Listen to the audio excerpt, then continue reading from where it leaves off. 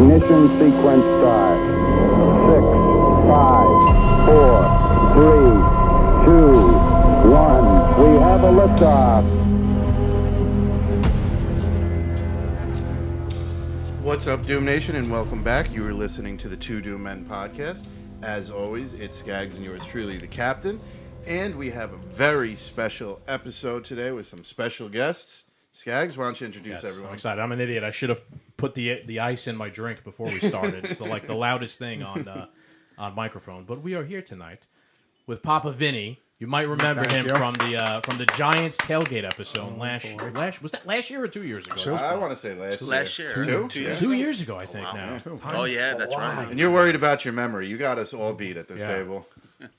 And we got Kryzz, Yes, the sir. king of the trash realm. Yes, He is back. Yes. You might remember him two or three episodes ago. Yeah. We did the, And a big history of being on this show. Yeah. as well. Yeah. Our right-hand man here. Regular. So I'm excited. Vinny, when we did the Giants tailgate, we talked mostly about football history and stuff like that. But Vinny, you are you know your history and you're an interesting dude. bit. So we tease, so we keep our promises, unlike politicians, right? We tease that we would come back and we would talk about Truman and history. And what better time, I think, to do it than Oppenheimer just came out. That's somewhat related to that. I think the time we're at in history right now with the war in Ukraine and, on the precipice of war with Russia, again, makes this like an interesting conversation. So I think we'll talk about President Truman. I know you're a fan of his. I'm not. But, we'll just pick your brain on stuff like that. Yeah. I thought I want to also talk about like the atomic bombings of Japan in World War II. Again, this is all tying into current events also, and I think there's an important distinction in line to be drawn Yes, sir. between two. And it's Friday, so we'll get fucked. Yeah. Yeah. And As I well. didn't see the movie, so it's just going to be a big spoiler to me. So we will talk about Oppenheimer, the movie, as well. So if you haven't seen that and you plan, it's been a while now. Yeah. If you haven't seen that and you plan on seeing it, just spoiler warning. Let's pour ourselves some drink and strap in Doom Nation for Friday night. Yes, sir.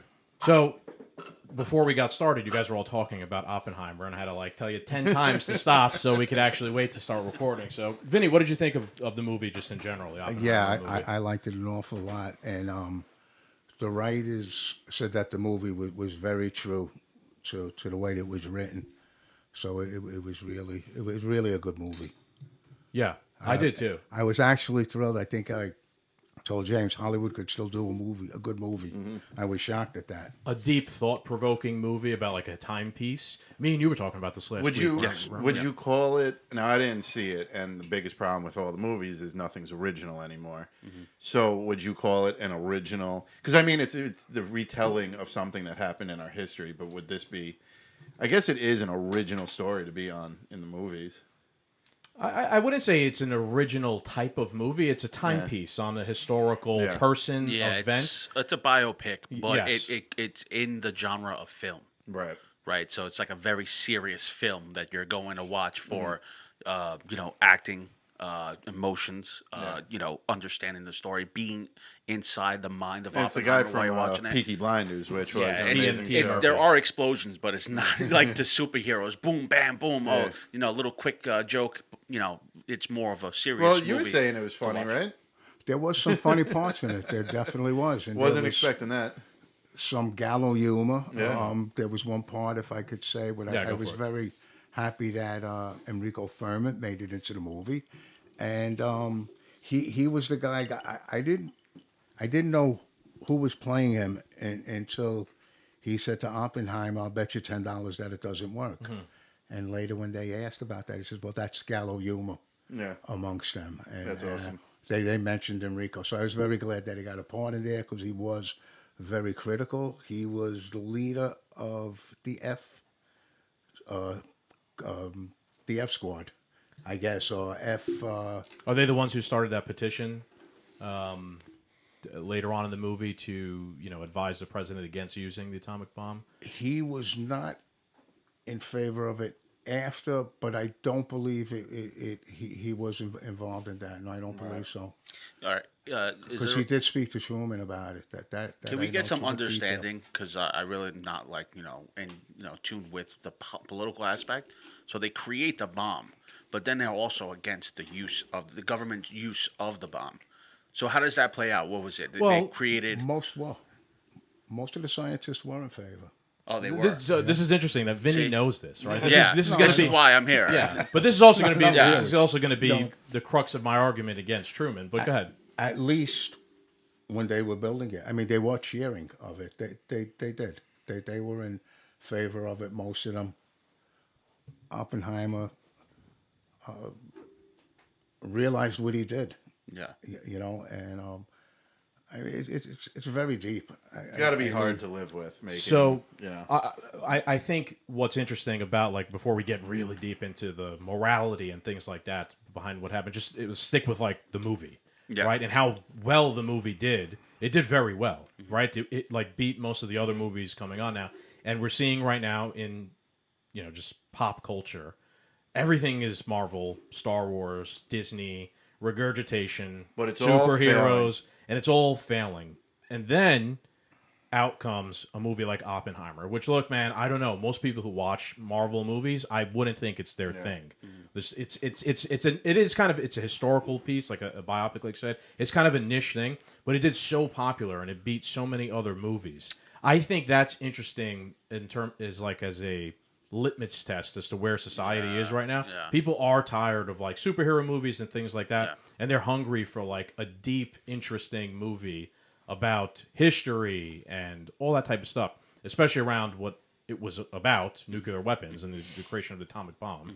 Right now, with everything going on in the world, so I think that's like a white pill, in my opinion. That it did so well. People are hungry for this stuff. Also- Look at what's failing. Also, it's the meaning at the end. At the end of the day, it's the significance and how huge of a problem this is, because it wasn't the atomic bomb at the end while they were panning up into the sky. It was ICBMs. I mean, these are things that could be used. So now. let's real quick. Let's skip to the end. I know Cap didn't see it. So what it was? Spoiler alert! Sorry. They dropped the Sorry. bomb on Japan. No. That wasn't in the movie actually. But believe it or not. the ending. What was your guys' interpretation of the ending, in a sense, with Einstein, and then obviously there's the picture of the Earth essentially being destroyed by nuclear war, right? What was your guys' kind of interpretation of what they were trying to convey or mean, or at least Oppenheimer? There was a time when they thought that the one atom bomb would destroy the Earth. I think that's what he was showing in that. It was hard to understand, and I wish I knew we were going to do more on this. What Einstein said, because he put the whole thing in context at the end about that they'll give you. I remember part of it was that they would give you a medal, but it's not for you. It's for them. And I don't remember what other significance They'll feed you salad. there was to that. They'll feed you egg salad. And it was done very fairly. I read they didn't show them actually dropping it. They only showed it in the desert. He wanted to keep it, I think, as fair-minded as possible. So I thought that was a really good job on it. I think maybe we want to save just a couple of minutes on Truman. If you want to do that now or you want to wait on that. We'll get into that. I'll give you my take on the ending. My interpretation was that when he was talking with Einstein and they were, asking kind of if Einstein knew if it was going to work or not, and he did know that it was going to work, but he kind of didn't want to support it because he saw it as like the end of the world, essentially. And my interpretation, and I could be wrong, was that Einstein saw it as the end of the world, and although the one bomb didn't actually destroy the planet, the meaning I took from it is that this weapon will eventually be used and destroy humanity and mankind. That was kind of the meaning I took from it. That's why they transitioned at the end to a visual of the Earth at nuclear war and like essentially being covered in black smoke. It's the Simpsons forecasting of what's going to come. That was the meaning I took from it. It's like, yes, we invented the bomb. No, Oppenheimer, you didn't destroy the world, but you did, just not yet. It will eventually happen. Like I got almost a sense of inevitability that they were trying to convey to us. What do you think? My interpretation was basically, which I love the ending. We talked about it last week. I think it's one of the best endings I've seen in years in a film. So Strauss's character, when he's walking towards them, Strauss thinks that they're talking about him, and I think that showed how power hungry and greedy and selfish men can be about situations. But at the end of the day, they were talking about how huge of an impact this will be off the chain reaction of other countries now going to implement the same thing, and that we have the capability of destroying ourselves at the end of the day.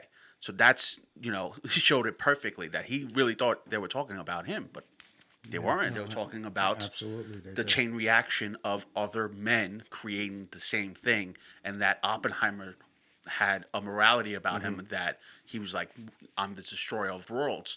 But, men are now going to be, this could be a possibility that will destroy ourselves. Yeah, the human species never had the method before this to actually destroy itself and, pretty much life on Earth if it tried. I think there's actually something there even more. Like, it kind of shows...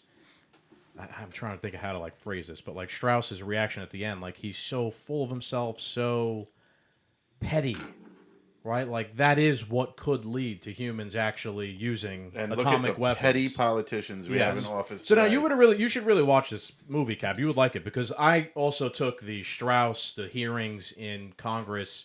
They referenced JFK. They were teasing. Like, there was a deep state back then operating and blackballing people if you didn't go along with what they wanted. Yeah. Essentially, Oppenheimer got blackballed because after the war was won, Oppenheimer throughout the entire Manhattan Project kept and there were people debating, should we bring this up a notch and like make an H-bomb, right? Not, and like the next step, like an even more powerful bomb. And he was kind of opposed to it. A lot of other people were. Right after they're done, and you'll understand this more than anybody, like right after the war is over, they're like, okay, now it's time for the next step. We got to make the next largest weapon. So we can create because the next if we problem. don't, the Soviet Union will, and that will mean that they'll have a leg up on us. Like they kept a war footing even in peacetime, right after peace was achieved, with someone who was formerly their ally, the Soviet Union. And Oppenheimer's his mindset was like, no. We could just not invent the next type of weapon. We could then talk with the Soviets and come to some sort of agreement like, let's not do this because this could actually end the human race, and let's lead with diplomacy and peace instead of like an arms race. Nope. And the deep state essentially blackballed Oppenheimer for him taking that position against them. That was even his own scientist on part of his team who came up with the hydrogen theory. Also blackballed him. Yeah, some of them did. Yes. Yeah. So that was just interesting, and that I think that holds true to this day. Like if you oppose the war in Ukraine, like Trump does, and a lot of some other anti-establishment candidates now, like you're blackballed, right? Like we saw at the Republican presidential debate. The main issue that we covered when we talked about it was the war in Ukraine because that's the only issue that they actually have any sort of difference on. Where everybody's against the woke stuff and. Everybody is against illegal immigration to some extent. They're all for war. But they're all for war, except for a handful of guys. So I found that's where it's interesting. You still see this shit going on today, and it's not like this just fucking started. 8 years ago when Trump became president. I literally knew somebody who truly believed the government was on the up and up until Donald Trump got elected, and just now, the government became corrupt. It just switched. Yeah. There's always something that has to make it snap in. So They wanted to paint him as a communist for sure. Oppenheimer. And that was how Strauss could get ahead by giving him. He was the closest guy to him, and if he could serve him up, he wanted to go into Eisenhower's cabinet, and that was the way to do it. So, Did he? Did he get into? No, he didn't. And he didn't. And he got blocked by John F. Kennedy. John F. Kennedy blocked him. So he got a little senator at a time, right? So it teased, right? Like deep state people were kind of blocked, before Kennedy was even president by Kennedy. Like he was anti-establishment at the time, and I think they didn't mention him in the movie for no reason. Like they wanted to make sure that they made that point. Yeah. Definitely. So it's very interesting to see because with all the theories about the assassination and who's behind it, Oh, it's them. Yeah. Yeah. It's the CIA. It's the CIA. I mean, because It's 100%. them. I mean, Yeah. Strauss was pretty, even he said it. I mean, it's a movie, we're paraphrasing, but he was like, in order to hold power, you have to hide in the shadows. Yes. Right. It's essentially deep state, is essentially Shadow like government. shadow government. Vinny, what do you think about that? What do you think about Kennedy's assassination? It's just about impossible to believe that it was by one person who, I don't know. If you see the movie, the best part is when Donald, I can't think of his name. The actor is sitting on the bench and he's like a deep CIA or whatever he is. I mean, the whole movie reels over that. And who knows what it was? I mean, there was so many. Could have been, you hear the Cubans, you hear the Russians, you hear so many. The mafia took him out. The mafia, there was so many things. Who knows? And I was 10 years old, so the last generation will be us when that happened. I can remember the day very clearly. Yeah. In school, and they let Must us have been a out, nerve-wracking day. That's an oh shit moment.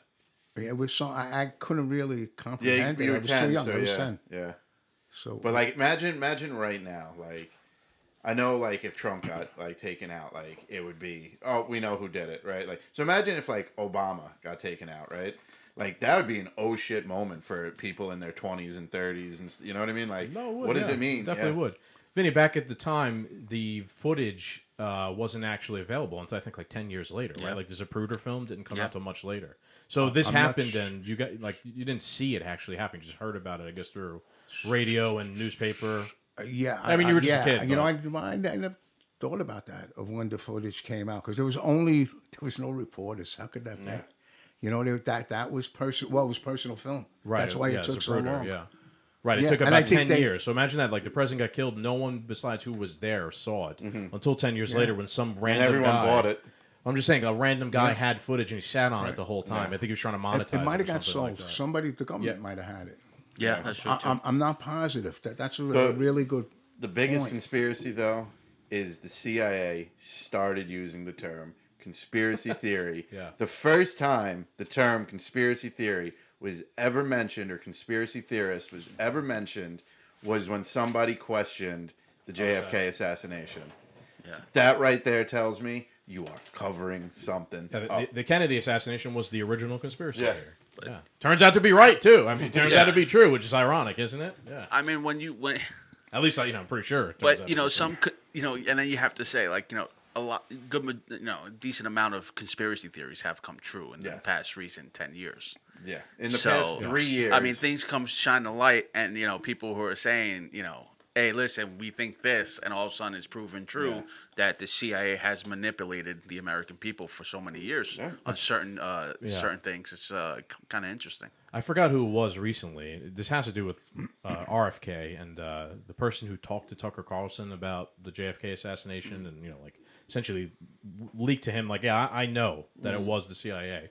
That person, now if you could believe Tucker Carlson, which I don't think he's lying, at least that I don't think he's lying. Maybe the person who's leaking this to him could be lying, just as a preface there. But the person said it's not the country you thought it was. It's something completely else that's really going on. I thought that was the line to remember from that whole thing about a year ago. Yeah. But it makes for a perfect conspiracy theory, though. That exact topic, it's perfect. Yeah. He had so much turmoil with so many different things in that era He did. that it was just perfect. Whoever planned it. Yeah. Well, he was. You gotta look at the string of events of people who were outsiders. Kennedy was an outsider. He got. Reagan was an outsider. He got shot. Then started playing ball. Right. Yeah. And now look at they couldn't shoot. They were successful once. Failed the second time. There was no way they were ever going to be able to do that with Trump. I don't know, man. It's first you get JFK and then you get his brother, Yeah. right? Yeah. I Well, mean, I at don't that just, time, I don't anyone- take that to chance. I And, don't take it and on just top so of random. it, them. I want you to know something. The Biden administration, I don't know if they've overturned this yet, has refused to give RFK Jr. a Secret Service detail. Yeah. Everybody running for president. Vivek right now. And Does it? and I don't know if everybody does, but at this point, people who are RFK at the should. top of it get a Secret Service detail just in case you're in the running. The Secret Service is going to protect you from any side. It was like 66 plus days before he even got a response saying no, we're not going to give you the detail. They're leaving him open. The funniest thing about that is they said that I remember that RFK put out a tweet about and then he was him waving not to getting, the Nazis. they said that it was a dog whistle to Nazis. Him saying he didn't get Secret Service detail because of like the number of days, like the numbers in it. They were like, oh, well, these numbers are like a Nazi symbol, so he's dog whistling to Nazis. That's, we're the conspiracy theorists, though. The only reason why is because he said the CIA killed his uncle. Let's let's back up, because we could go down, let me steer the ship here, because we could go down the rabbit hole on JFK for 6 hours if we chose to. So Vin, I do want to talk about Truman. Ding, ding. It's just a discussion. It's not like a debate. Like it's just a Republican primary. But I enjoy my history. This is going to be a history lesson for me. I don't know like presidents. You know what I mean? Well, yeah, of course. There's so many. We talk about wars and stuff like that, and I follow with it. But following like certain presidents, no. So Vin, you like are a fan of Truman. I remember you said. I am. Very interesting. A guy that came out of the clubhouse. What do you mean by clubhouse? Small-time Democratic neighborhood type thing, and worked his way up. The guy that helped him, I think his name was Pender something or other. Pender, yeah, that sounds familiar. Yeah, and he ended up in trouble, ended up going to jail. Truman was, there was nothing on him, but he remained friends with him because he was very loyal. When Truman was president, Pendergrass, whatever his name was, passed away. They told him, don't go to the funeral. He said, I know the guy all my life. I really don't care. So I think he was that type of guy. He was more a failed haberdasterian, which is amazing. More than happy to be a senator. And he was, from what I know, he was a good senator. And the big splash he made was, I think the railroads were granted money. And Truman said, let me go see how the boys are spending the money. Where's the money going to that was granted them? And he says, I'll be back for my 5 o'clock drink and poker game, because 5 o'clock was poker time with the senators. And he went there and he uncovered people sleeping all over. It was massive feather bedding, and it made a big splash. And FDR said, send that guy in here. I want to talk to him. And Harry was actually playing cards, and they said, they want you up the block. And when Roosevelt calls, you go running. It was the last thing he thought. It was the last thing he wanted. Yeah. And he got thrown into this. Didn't really know what was going on, even when he was vice president. Wasn't clued about the atom bomb at all. And I think he just did things the way he thought it should be. He was a great historian. He was a soldier. He was in World War I. He was in infantry. So I think he was the best type of common guy that you could possibly have. He really interesting life. When he left, he took the pen, signed his last bill, put it back, and he says, this belongs to the people. I said, take it. He said, it belongs to the people, not me.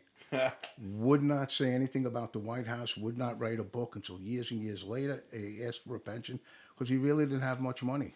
So the decisions that he had to make were impossible. It has to be equal. It was the biggest decisions this country ever had to face, probably since Abraham Lincoln. And he did things the best that he could. And I think he was really not a perfect president, but I think he was a near great. I would say very close to. He would never say that.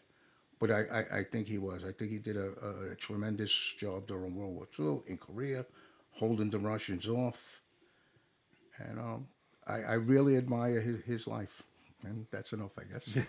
I got my 5 minutes in. No, that's fine. That's fair. I do think the decisions he had to make were, of course, like very difficult decisions, especially at the end of World War II, like the decision to use the bomb, which is going to be the crux of my argument. What's the book you read Or you not? Vinny did some research. You became prepared. You were doing a little research. I did. The books, all of my information is coming out of Killing of the Rising Sun, which is O'Reilly, the Truman book, To the Best of My Ability, which I stole that line, by McCullen, which is a great book. Very, very long book. If you like history, if you like Truman, or even if you don't like him, I'm starting to skin around the book a little bit. So that's what I did for this. And I picked this an old book that I have, Principal Privacy Writings, Where the Buck Stops. I just wanted to see if there was something on it in World War II. It's more on rating presidents and situations. And another good book, very easy book, Plain Speaking, was a very good book on Truman. So he is in my library. Is that the one he wrote or no? The book Plain Speaking, is that the one Truman wrote? Well, it was, that one was interviews with, it was a bunch of interviews. Gotcha. At the end of his life. Right. Okay. Sort of. Oh, so he had like a tell-all. Okay. What were we gonna say before? I was gonna say it's easy for people years later to Hindsight's always 20/20. criticize presidents or military figures for decisions being made during wartime. Sometimes it's not the best decision to make at the time, but you weren't there. You didn't know what.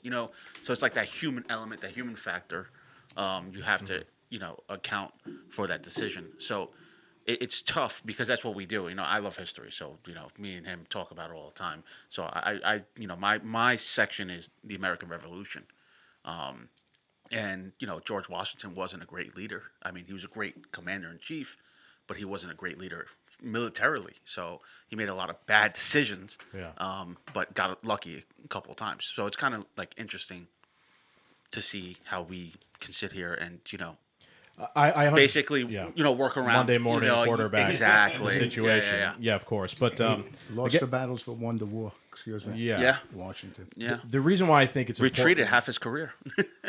yeah, hey, but he still won. He still won. That's all that matters at the end, right? It's like the Jets. Yeah, exactly.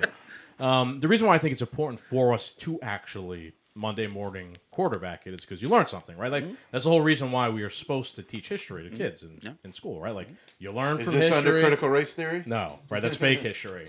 But I view at least the atomic bombing of Japan is like the inception moment of like the American empire.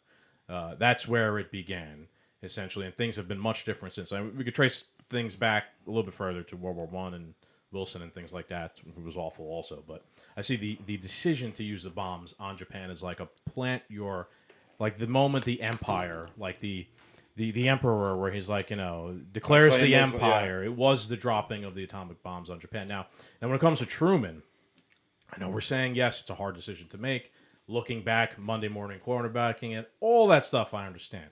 But the thing is, Truman was advised by many people against doing it. Not just scientists, like the movie showed, right? Like the movie showed a certain bunch of scientists started that petition. And they tried to get Oppenheimer to sign it, which he didn't. If he did, maybe that would have had some sort of difference in history, right? Maybe Truman would have listened, perhaps, if the guy who the main guy behind the whole program signed it, but he didn't. So that's like a criticism of mine of Oppenheimer's. He kind of passed the buck a bit in a sense, and then he had regrets later. But at least he had They've been regrets doing later. that forever. But I want to just point out that it wasn't. So first thing I want to point out is I did my research too here, and I was looking to see. Now, I'd heard the stories that Truman was advised against the use of the bomb by many people, and I tried to, and I found it. But one thing I noticed that I wrote in my notes is that anywhere I looked for this, there's a lot of government websites that have historical record and tell you the story about what happened before. They almost all omit, almost all. I couldn't find it really anywhere in any .gov or official website, the advisement against using the bomb to Truman. Okay. That's almost omitted that's from the part record. of the story they don't want you to hear. So one of the points I'm going to make. So like in modern day, right, at least on the internet. Now there might be books and other things or whatever, etc. But I'm saying I could not really find anything on a government website about the advisement against using the bomb to Truman. It's all like, this was a grave decision, and if we don't invade, millions are going to die. And I'm sure you guys are all familiar with that. And talking democracy point, is all these at things, right? stake. And it was a tough decision to make, and he made it, blah, blah, blah. But it doesn't actually reference who, what, where, and when they advised him against it. So I'll read real quick. This is from the University of Idaho. This is a really good article they wrote by Leo Maley. It's called Hiroshima Military Voices of Dissent.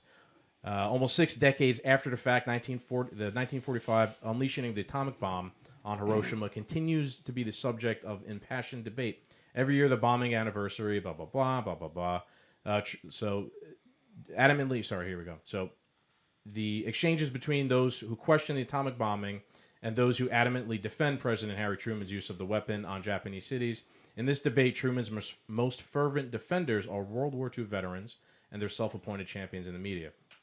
Most Americans have heard World War II veterans claim that the atomic destruction of Hiroshima and Nagasaki saved their lives, right? We all agree, all of us here, right? Yeah. When you were in school, you learned that we had to use the bombs against Japan because they wouldn't surrender, and if we didn't do it, we would have had to invade the mainland islands of Japan. It was going to take 1 million men, I think, to invade the mainland. Yeah. And Vin, I mean, correct me if I'm wrong here. Isn't that the story we're all told? Yeah, it's the truth. Right. It's and I could tell you guys that war against it, but go ahead.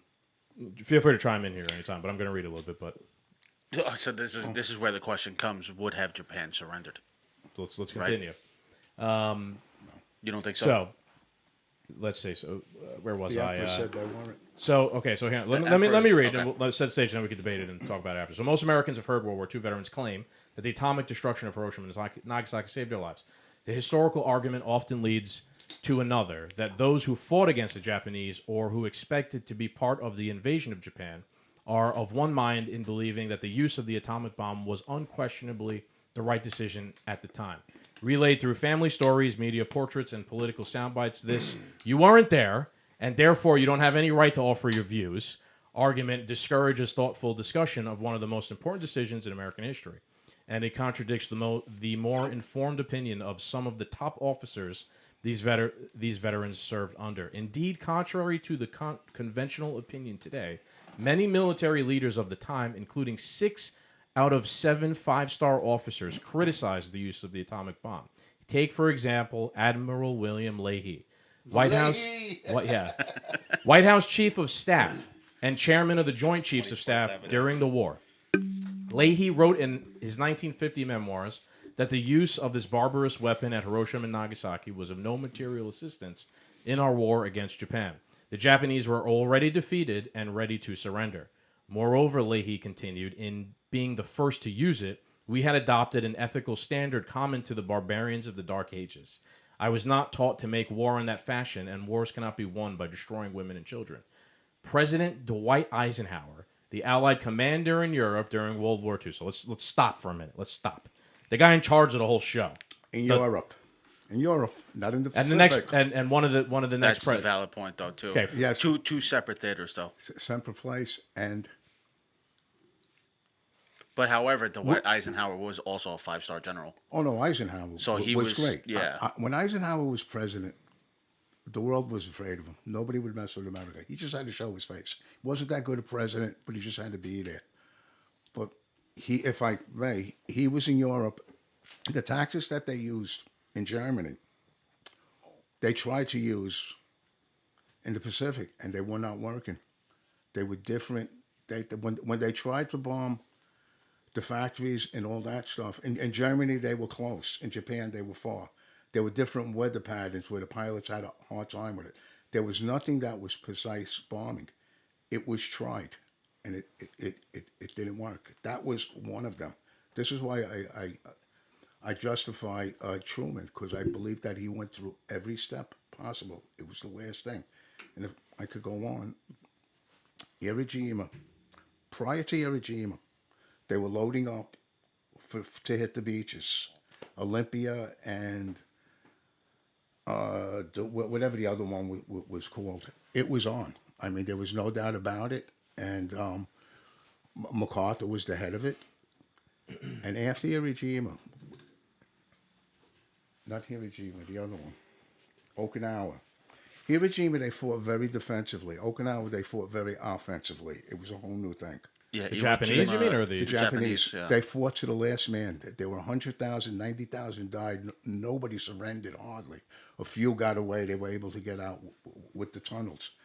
After that, they said, we have to come up with Plan B. This is not going to work. Now, MacArthur still wanted to do it. He said, there's only going to be 100,000 Japanese. They intercepted something, and it said there were going to be 600,000, 900 planes. They had... Of the Japanese military. Yeah. Okay. One man. That was only around that island. Yeah, yeah. They still had their empire. Japan was sort of in pieces, but the empire the around them the home was main still island. there. They still The home listened island. to the emperor. I'm saying also Yeah. you're talking about like the main home island, the large islands, Kyoto and Right. yeah, right. Yeah, there's a lot of battles on little tiny islands. Right, But- leading Yeah. to the mainland. Right. Right. Iwo Jima and So strategically, the surrounding areas of Japan, island-wise, were not as whole as the mainland, where everybody can go right. back There was only and 100,000. recuperate. 90,000 died. 90,000 Japanese died. 12,000 Americans. That must have They been said a they are bloodbath. not going to give up. It's the what happened on the Pacific, Yeah. which is not talked about enough.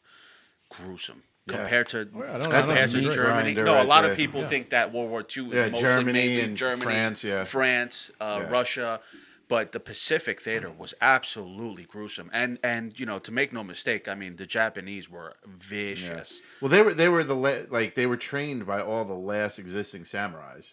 Like No, when not samurais necessarily were- true. They were fighting as if they came from ancestral Yeah. samurai history. They were only one generation removed. It was a form of nationalism Yeah. for Japanese, which maybe some were from a lineage of samurai, but that's why they gave them swords. Yeah. The katanas. Yeah, my to favorite feel like- character is Admiral Yamamoto from all of World War II. I thought he's one of the most interesting people. Also studied in Harvard, I believe.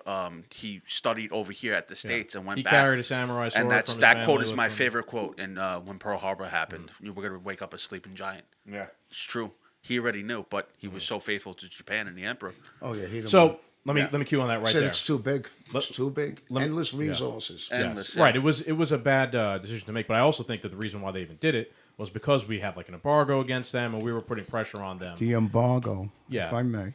Go ahead, sure. Okay. You always, man. No, go ahead. Go ahead. No. This is not my show. Japan was getting 80% of their oil from us. We were fueling their war in China. They were slaughtering the Chinese.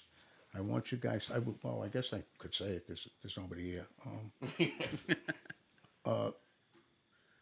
When they had the war with them, Chinese had an army of about 100,000. They killed 80,000. The other 20,000 they shot. They took their heads off. Then they started with the women, the children, the infants. They were taking infants and banging them off future. of trees. No. They were cutting out pregnant women, the babies. It's beyond. When it went to Roosevelt's desk, he said, "This cannot be true. I have to find this out. You have to get somebody else closer. It can't be true." And it was. They were. Well, to be There was honest, something else. it's insane. I'm not Barbaric. I'm not arguing Barbaric. here. They were an empire. We were not an empire. But we, I can we see were not how- aggressive. I can see how We didn't want the Pacific. during that time they can formulate that decision because of their tactics, because of what they were doing on the battlefield, that was and the also reason. too with our soldiers. They were the prisoners of war. Hey, listen, if you got 35%. tired and went out of line, done, bayonet, 35% of American and they POWs. wouldn't and they wouldn't surrender. 35% of American POWs were killed compared to 1% in Germany. That's insane. Yeah, they were way more ruthless. I do think Yeah. the Japanese Empire was evil, and their soldiers committed extraordinary atrocities against people. But I also understand that that is the nature of war. Have you guys watched any of Yes, the videos I agree with from that. Ukraine right now? Yeah. And yes, there will be varying degrees where one side will be more honorable, perhaps, than the other side. But I see war as an insane thing. I see war as There's a human meat grinder. they're people groups of people, they decide we're going to go on a mass murder spree against another group of people. We're going to get in metal machines. We're going to blow other humans up until some imaginary line is redrawn or crossed, or this group of criminals decides we now control this area or not. So yes, the Japanese were awful. The Empire, the soldiers, they were awful. I'm not, this is interesting because this is usually like what people will end up pointing to in terms of anything. They'll be like, well, they were bad. So everything we did against them was justified to some extent or another. And how could you dare? We were the bad guy in their story. Look back and Monday morning quarterback this, right? Like you could say this about September 11th and Osama bin Laden, right? And things like that. But let me continue here for a minute. Just let's read this whole thing and then we'll go back and forth a little bit about it after. So I'll let's see, where did we leave off? It's the highlighted part. Okay, so Admiral William Bull Halsey, the tough and outspoken commander of the U.S. Third Fleet, which participated in the American offensive against the Japanese home islands in the final months of the war, publicly stated in 1946 that the first atomic bomb was an unnecessary experiment. The Japanese, he noted, had put out a lot of peace feelers through Russia long before the bomb was used. Lacking the knowledge of these and other military leaders, rank-and-file veterans tend to support the bomb's use. Contrary to popular belief, however, not all Pacific War veterans applaud the atomic annihilation of 2 Japanese cities. Responding to a journalist's question in 1995 about what he would have done had he been in Truman's shoes, Joseph O'Donnell, a retired Marine Corps sergeant who served in the Pacific, answered that we should have went after the military in Japan. They were bad, but to drop a bomb on women and children and the elderly, I drew a line there, and I still hold it. Doug Dowd, a Pacific Theater rescue pilot who was slated to take an early part in the invasion of Japan, if it had come to that, recently stated that it was clear in the final months of the war that the Japanese had lost the ability to defend themselves. American planes met little and virtually no resistance, Dowd recalled. I will point out that that is 100% true. Even the atomic bombing missions met zero resistance. One plane flew, dropped a bomb, and flew away, completely unopposed, essentially. In 1944, 4 months after Pearl Harbor, the Doolittle, that was his name, he ended up a general. He penetrated Japan. It was the first time in 1,000 years. He bombed Tokyo. It wasn't the big bombing. The Doolittle raid, like right after Pearl Harbor you're talking about? 4 months after Pearl Harbor. Wow. We penetrated Japan. He flew the mission. He dropped bombs on Tokyo. There wasn't much damage, but psychologically, Japan couldn't believe it.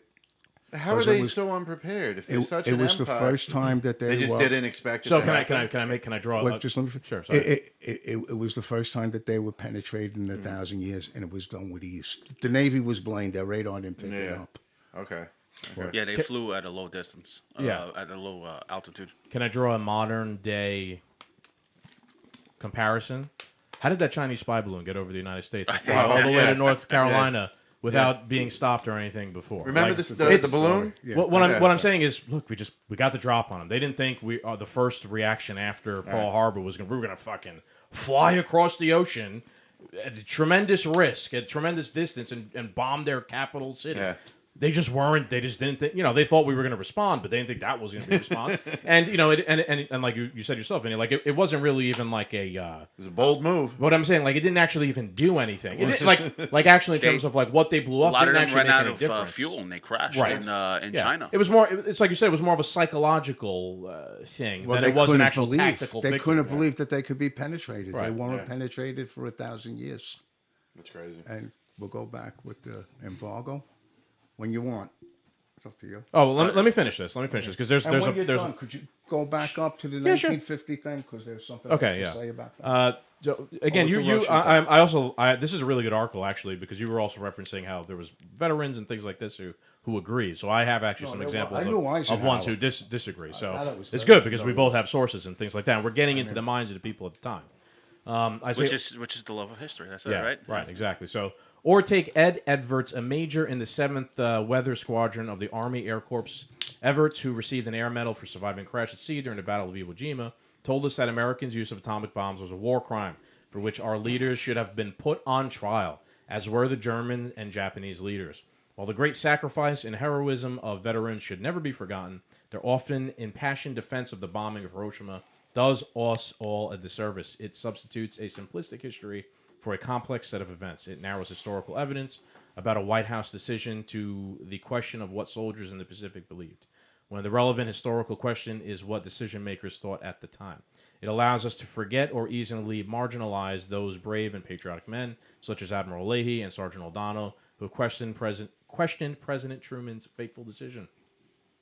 Last, it creates a fog of patriotic orthodoxy that makes it hard for Americans to have an honest debate and disagreement about this contentious issue. Criticism of the atomic bomb should not be interpreted as disrespect to World War II veterans. Americans once knew better. All right, so that is essentially the end of the article. You said you wanted me to scroll up to if what? you go back to where it was, where it was purpled. About Bull Halsey? Yeah, as far as with Russia. So out a lot of peace feelers through Russia long before the bomb was used. Right. Japan thought they had a pact with Russia where they were friendly with them. They had a pact that went back to 1904, 1905. The Russia-Sino Pact, right? I think it was called. Yeah. We're actually... Also with Germany, too, as well, right? Japan also had close relationships with Germany. Yeah, well, they were all aligned during the war. during World War II. So did the Soviets No, even and the before the war, Germans. I believe. Even The Germans before- and the Soviets were also aligned Well, before the war. It wasn't until going later back that they turned on each other. to 1904, they actually, there was a war where Japan beat them, and then they had a peace treaty on that. So they thought that they could broker a deal through Russia to talk to the United States and come up with something, but they never gave them any information.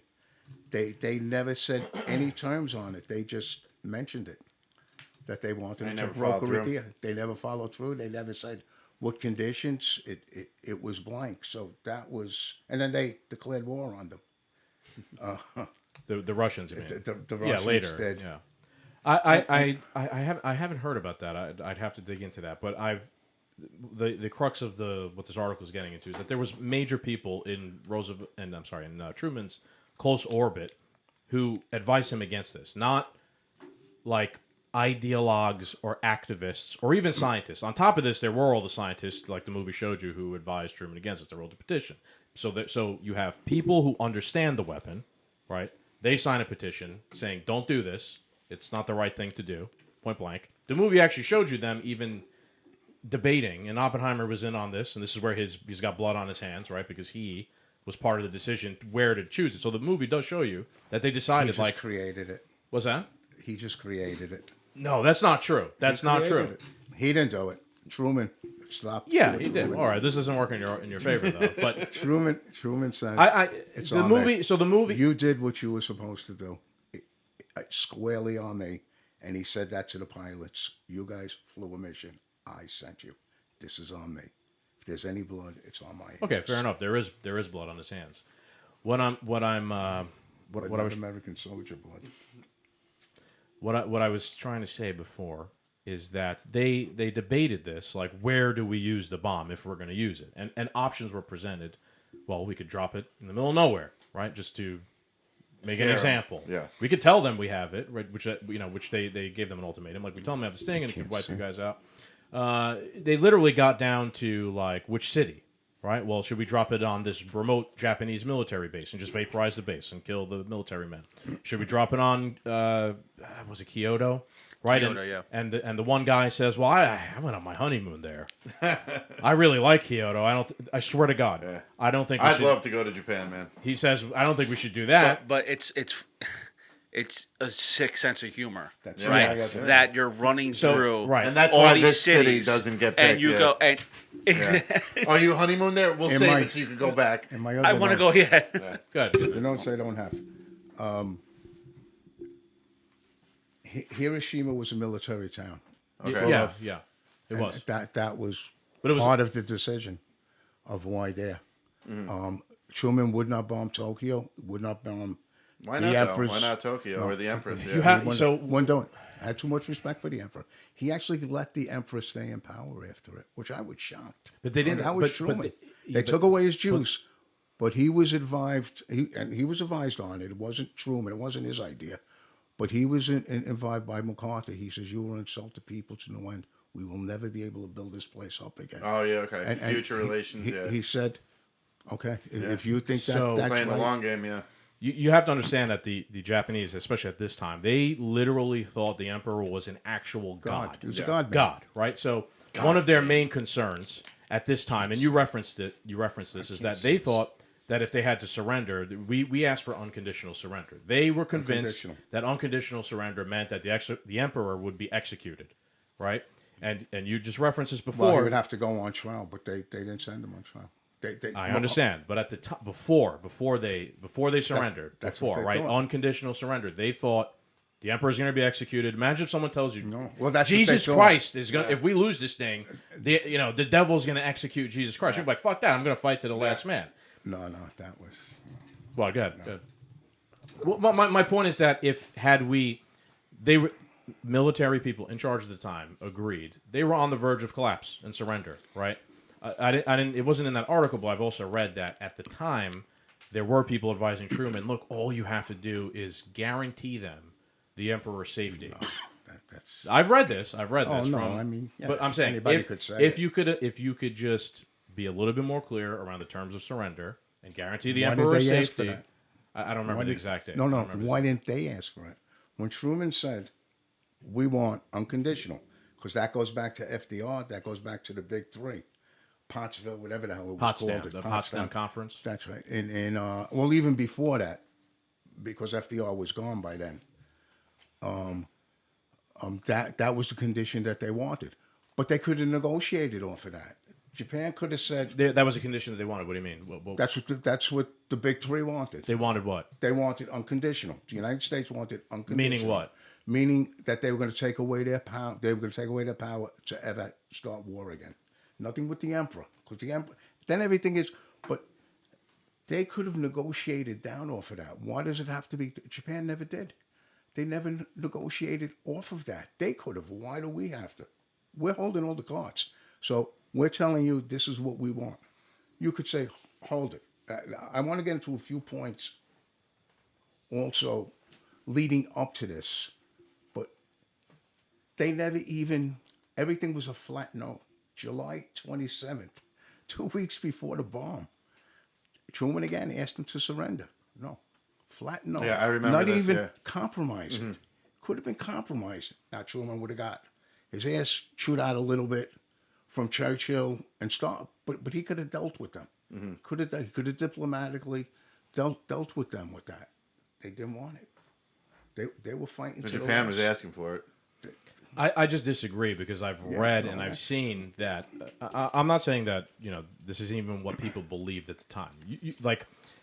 Do you know how we recently talked about how Trump was told by people that the election wasn't stolen? Yeah. Right, and he was Still pushing well, forward. that's proof that it wasn't stolen, and that he knew that it wasn't stolen. No, it's not. You could just be like, okay, someone advises me of this, I disagree, and I don't believe it. Right, and I'm still going to go ahead and do my own thing. So I'm not saying he wasn't advised this way or another way. I'm telling you that he was advised in a way that Who was Truman? Truman, Advice to what? like what we were talking about before, how people advised him against the use of the bomb. They were not the closest people with him. Dwight Eisenhower, No, he Leahy. wasn't. He wasn't. They weren't in the conference room with him. His closest advisors.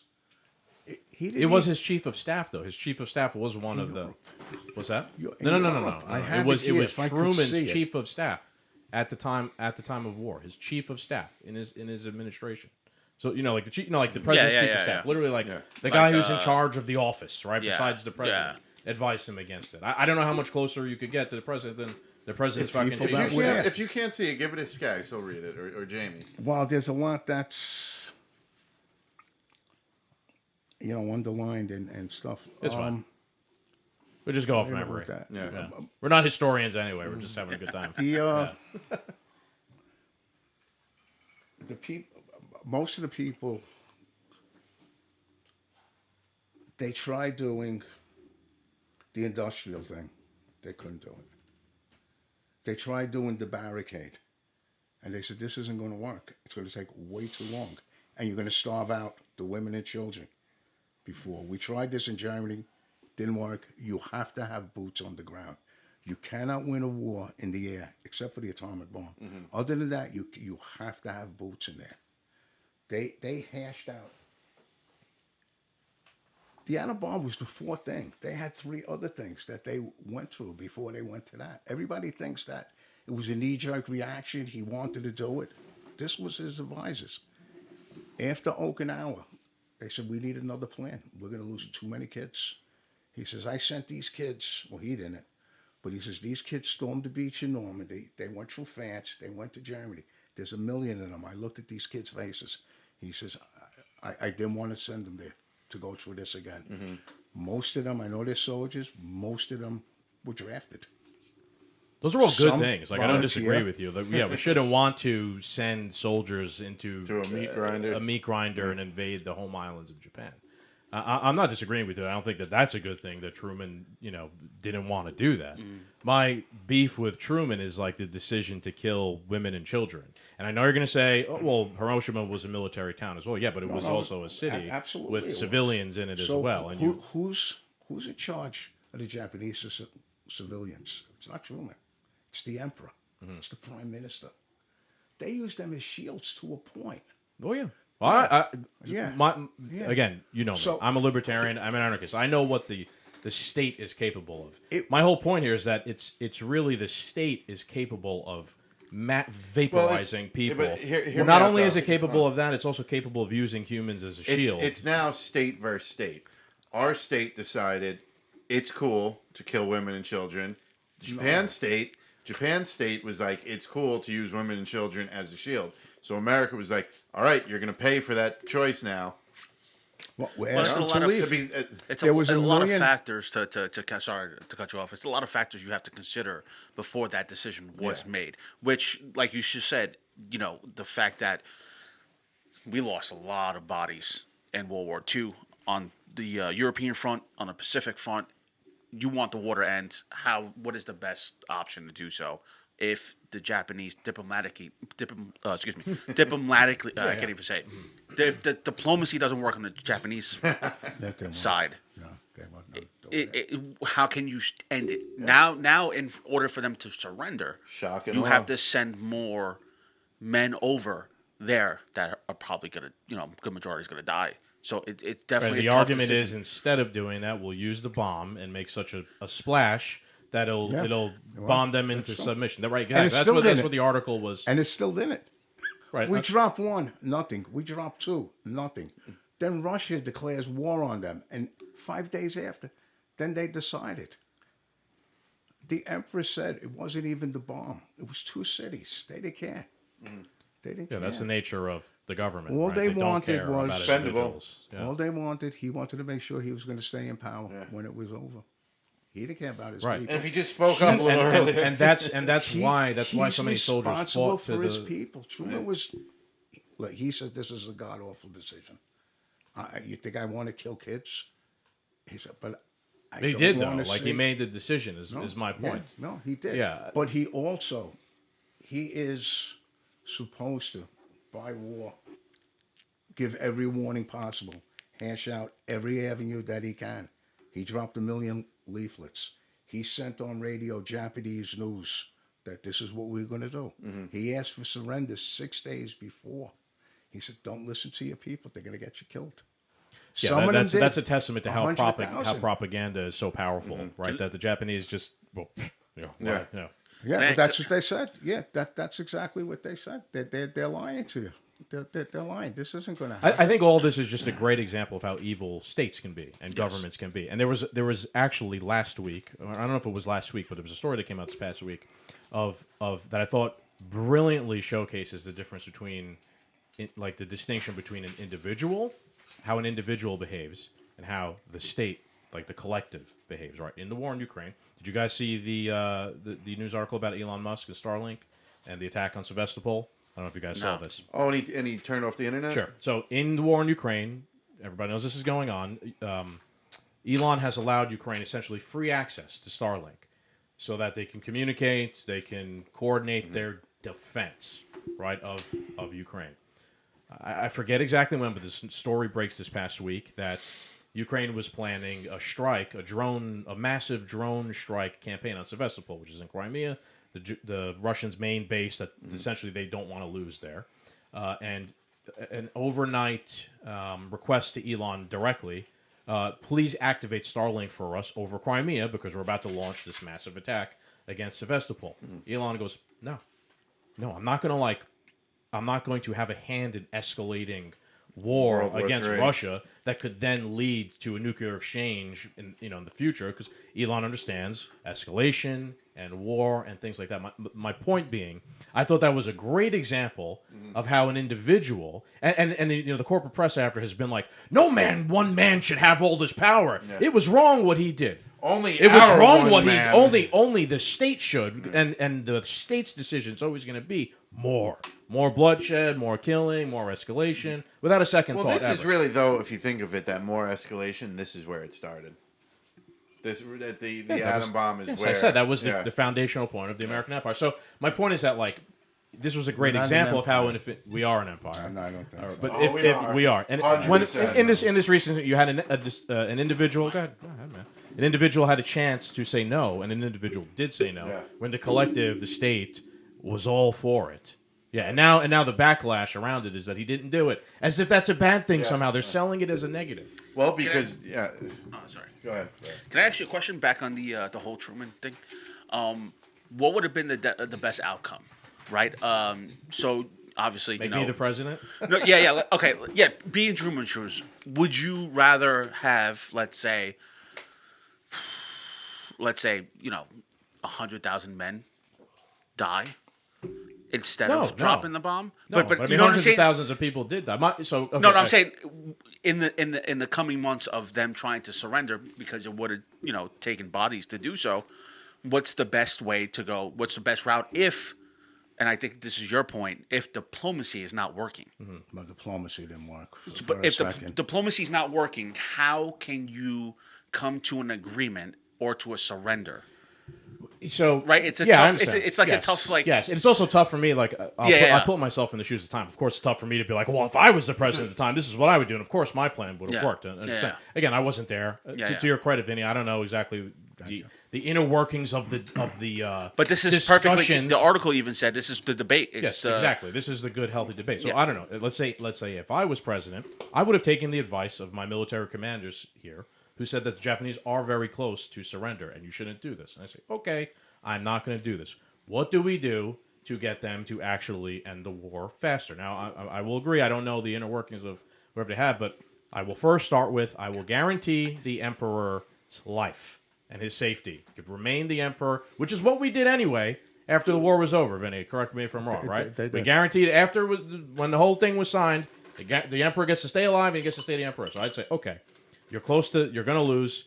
I will guarantee you the emperor's safety, and in exchange, you surrender, lay down your arms. He remains the emperor, etc. And we're not going to use the bomb. I would still still threaten them with the use of the bomb and things like that.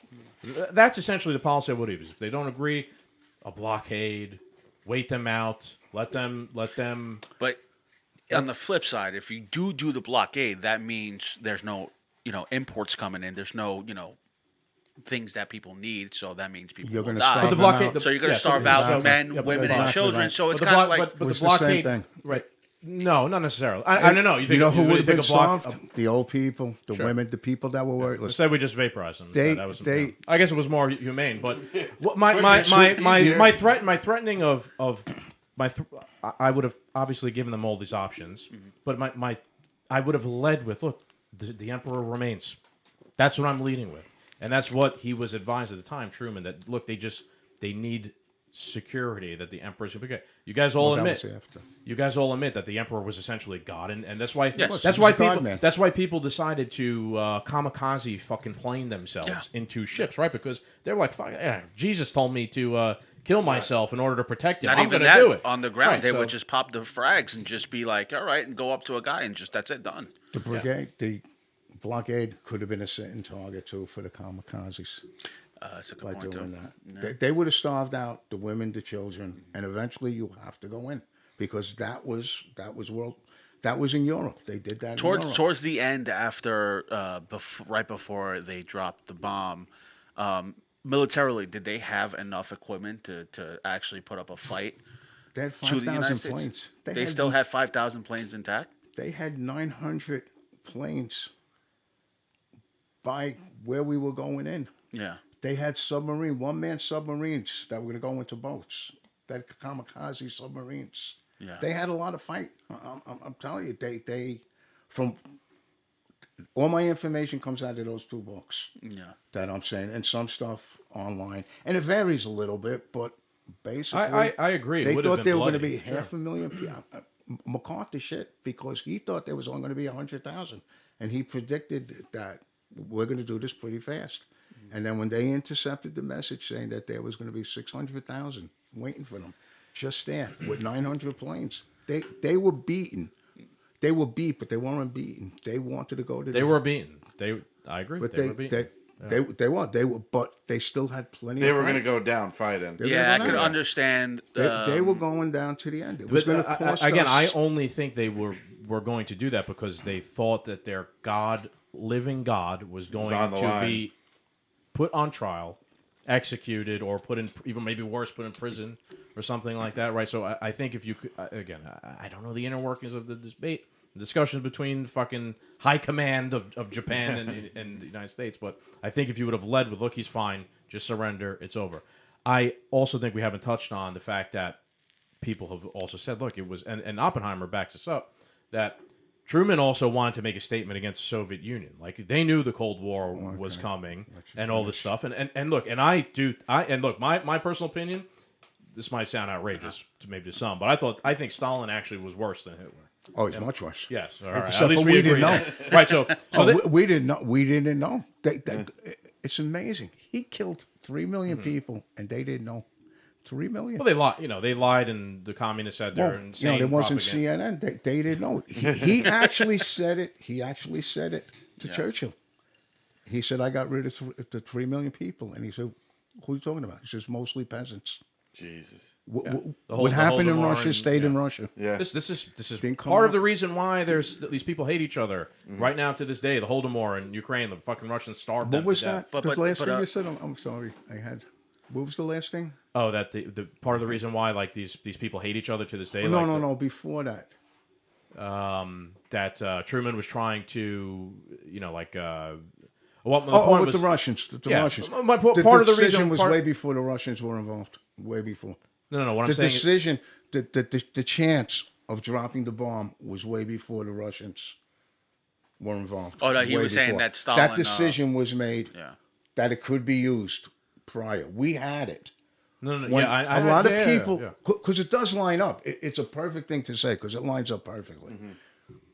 Russia goes into China, which was occupied by Japan, Manchuria, I think it was, and then Truman uses the bomb to show off or to show all might. It lines up perfectly. But the decision, not the final decision to use the bomb, but a chance that we were going to use it was way before Russia came aboard. So we were ready to go. Since we're talking about Russia, another example with that decision with Japan, the Battle of Stalingrad. 1 million Russians, not even counting Germans, 1 million Russians, women and men, fought tooth and nail for the invasion. What's to say, Japan would have done the same thing if we would have. I think they probably It would have been an definitely. invasion, I don't right? disagree. They would have. Yeah, so it would have been a fucking bloodbath, bro. Like that. No, would I have been- agree. I don't disagree with any of those things. The crux of my argument is if you just guaranteed the emperor's safety, you wouldn't have had to do what you did. Yeah. Well, I view it as they didn't want to do that. Like I view it as They did it. no. I view it as they was didn't done. want it. They always wanted to use the bomb. yeah. They I view it didn't- as they didn't had wanna a do that. hammer. When you have a hammer, everything's Absolutely. a nail. Yeah. That's the way I see it. I'm not going to say that they didn't. Well, I'm so- also not just overall. I'm not going to So- say they didn't take little drop leaflets and things like Right. that. But when you So- have a hammer, everything's a nail. Even Oppenheimer was on board for using the bomb. I Right. know he felt remorse and things after. There's a reason why he felt remorse. He felt remorse because he wanted to do this and he had blood on his hands. I know you're going to say Truman said that. From what I've been gathering, Well, though, he at the could- end of the day, this really was Do you have like a glass? we. Do you have a glass? You want whiskey? I'll do it. Yeah, man. Yeah, let's go. Right behind you. Right there's, behind there's, a, you. there's a glass upside. Yeah, right there. Right This there. one? Yeah. You want ice or no? All right. Sure. And like right before they dropped it, they gave Japan all these options, and they didn't. They just kept saying no. They didn't want to surrender, nothing like that. So I think like with your point, and when you have a hammer, everything's a nail. Like, it also was taken into effect. Like, if we use this, it's a game changer. If we use this, like, we are laying it on the table. We got the biggest one, boys. Like, Yes. and there is Yes. Let me make value in saying that and being in that position where almost as, just to gain that empire, political status, whatever you want to agree to call it, it's worth killing. You're the top women and dog. shit. You put everyone else on notice. Let me back this up because you now remember the point I was going to make before. We all just watched Oppenheimer. We referenced this point before. When they were decided we're going to make the H-bomb next, the way more powerful fucking next version of the nuclear weapon, and Oppenheimer now was dead set against that, and he advised people, he advised Strauss and everybody, don't do this. Instead, we should have dialogue with the Soviets. I agree with that, even though I think Stalin and them were the worst people ever. That doesn't mean they're illogical, like Putin. He's awful also, but it doesn't mean he's an illogical person. You could fucking talk to them, and you could lead with dialogue and peace. Sure, go ahead. Stalin was impossible. Oh, he would have never talked? No. And wherever they stood, they didn't move. They didn't give up an inch. They changed borders. I mean, he kept telling, all he told Truman was, Yeah, but so we were my lost crutches. 24 million. We lost 24 million. We're entitled to this. and they agreed to a point. With Poland. Then they gave Poland some land that they lost. And he promised free elections, which were never going to happen. But they're very hard. Yeah, I agree. with. They were me and you both agree. I mean, Stalin was the worst. did. He was the worst evil, one of the worst evil then people you had of all Khrushchev, time. who he wasn't as bad. Very difficult to deal with. Stalin was so bad that the Communist Party had to do damage control afterwards, where they branded it, because obviously people saw how, behind the scenes people were like, holy shit, communism is fucking awful, gruesome. right? So Vinny, I'm sure you're familiar with this, right? Like a lot of the Communist Party after this tried to rebrand it as well. That was Stalinism. That wasn't true communism. Oh, they right? rebranded it. And how many times have you heard now? Well, that wasn't true communism. Yeah. That wasn't real. But people be like, well, it's never been tried before. Yeah. It recycles itself. But you got to remember also that capitalism didn't work. We had to crash. The market crashed. Capitalism didn't work. That's what everybody thought because it crashed. So now they were looking at something else. So could you imagine this? 5,000 Americans went to Russia. They left America and went to Russia. I've read that. I don't know if it's accurate. Well, during COVID, Americans went to Canada because they had it right Vinny, up there. you should look into the story of Ayn Rand. Have you ever heard of Ayn Rand before? Ayn Rand. She is a Russian who was American and true believer. She's like one of the first real anarchists ever. That's what I know about her. But like true communist, like back in the day. Russian American here, true believer in communism. Goes over to Russia, meets with Lenin, and sees what's going on, and she's like, holy shit. Yeah. Her worldview was completely shattered. Talking with Lenin and like, well, where's the promise of like equality and like democracy and like these are all the things that communism promises and whatever. And, Lenin's argument was like, yeah, but we don't have time for that right now. Right now we have to protect like the revolution and that comes later. And like that. No, I swear to God, that comes later. And Rand saw all this stuff. She comes back to America and sounds the alarm. It's worse than I was a communist. It's worse than you all thought it was, right? Like, and people dismissed her. People didn't believe her. Hollywood, all that. So, and that's when look into her. She's an interesting figure. The in the '80s with the crisis, nuclear crisis, the Cold War. This is crazy, and that's why this movie perfectly sums up exactly what's going on, what's been happening for years. It's like you have two systems together, and all you need is just that one individual just to be like, yeah, you know what, fuck this. Because if you back Putin to a corner, what's to say he won't do it? Especially if he doesn't feel comfortable around his own administration, his own people. Which remember, I don't know if you remember during Ukraine. No, the beginning, a couple months before when everything started, he secluded himself. Yeah, of course. Against that's his own administration. That's how a dictator has. That's to when operate. I got scared because now he doesn't trust his own cabinets. He doesn't.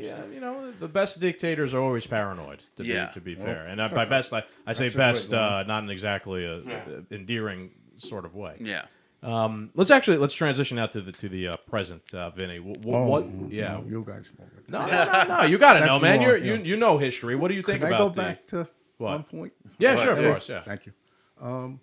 With the oil embargo, we were supplying Japan against China. That was the reason we took it away from them.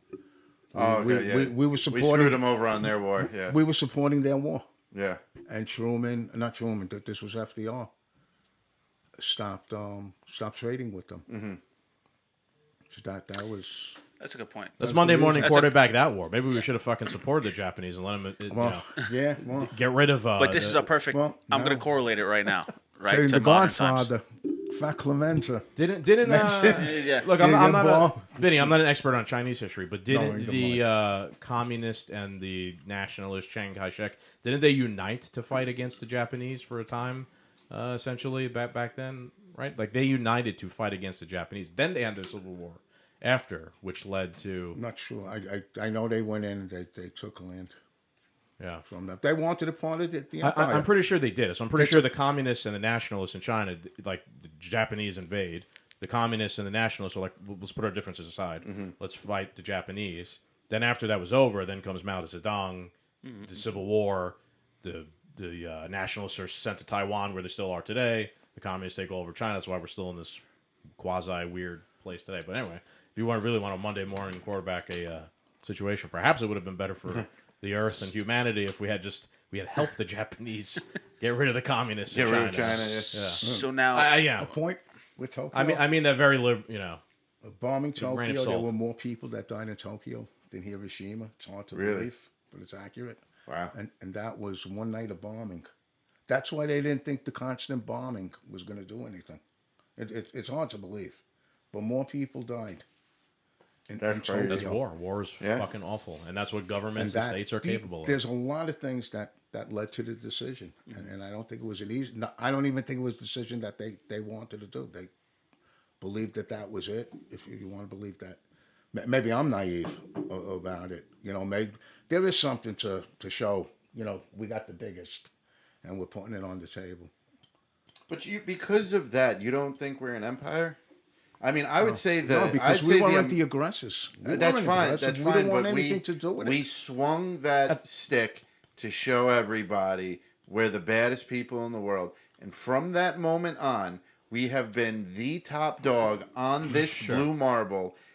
This is the first time in the history that the empire, as America, the first time America has been threatened in this manner.